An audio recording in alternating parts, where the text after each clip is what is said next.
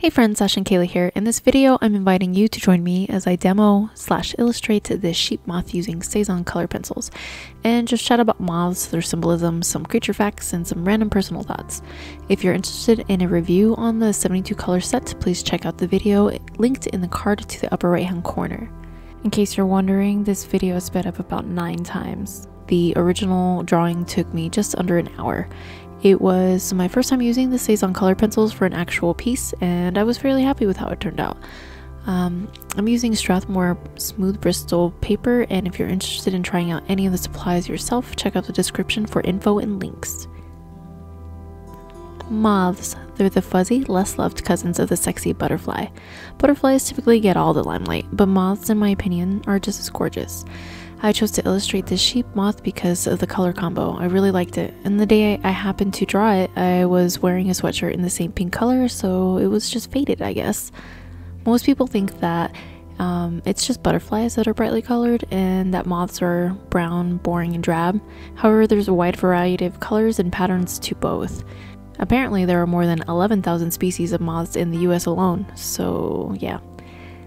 When I was younger, I never thought of myself as a type of girl who would ever get a butterfly tattoo. I honestly thought it was tacky, cliche, kind of gross. I never really thought about what the symbol meant though.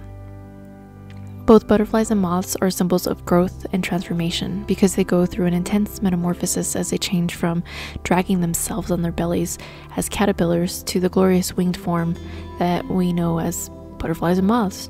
I still don't have a butterfly tattoo, and quite honestly, I probably never will, but I do love the creature and its symbolism. I like to include them in my artwork from time to time. I'm really fascinated by the natural world. I love creatures of all sizes, most of them in fact. As a child, I spent a lot of time outside and liked to observe and play with bugs. That was a big part of my childhood. I always found insects very interesting. Except for cockroaches. Fuck them, I really hate them. They are gross and they give me the heebie-jeebies. Also, who says heebie-jeebies anymore?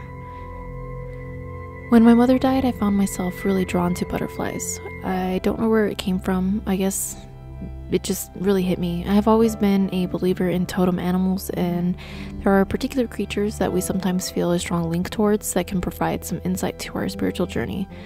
And they're often called journeying totems. I guess this was one for me. I don't know, maybe it was just kind of late me realizing them as a major totem. I'm not sure, but it didn't really kick in until I lost my mom. In many cultures, the butterfly symbolizes resurrection, change, renewal, hope, endurance, and the courage to embrace transformation to make life better. For me, it was really a symbol of hope in my darkest hour. My mother was a beautiful soul, the most loving and encouraging being that I have ever known. She was my rock, my safety, and truly the wind beneath my fragile wings.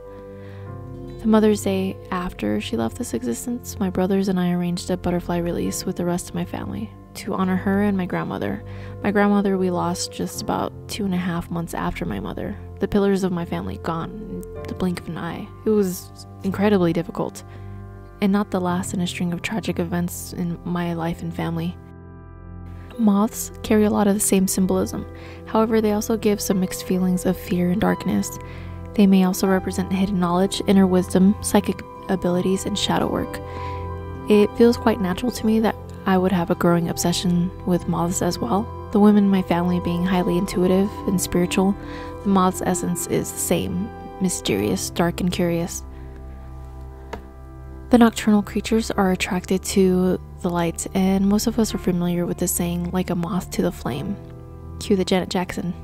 With the meaning that a person might have some kind of attraction to something destructive. The actual reason they are attracted to light is not definitively known. I read an article where an entomologist postulated that moths have an attraction to light because the female moth's pheromones are luminescent, and they contain a few of the same frequencies of light that are given off as a candle. So male moths are attracted to the candles thinking they are females giving off sexual signals. That study was conducted in the 1970s, and apparently there are holes in it, and there are still no real known answers. There was also a belief that moths used light such as moonlight and starlight to navigate, and therefore were attracted to artificial light or fire. But the argument against it is that fire has been around for at least 400,000 years, and they would have evolved past that. So your guess is as good as mine.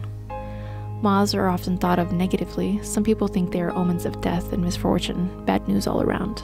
There's the black witch moth, which is native to the southern United States, Mexico, and Central America.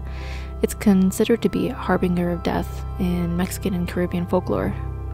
But to some other groups, such as Native American cultures, moths are considered to be messengers from the spirit world, from those who have passed on.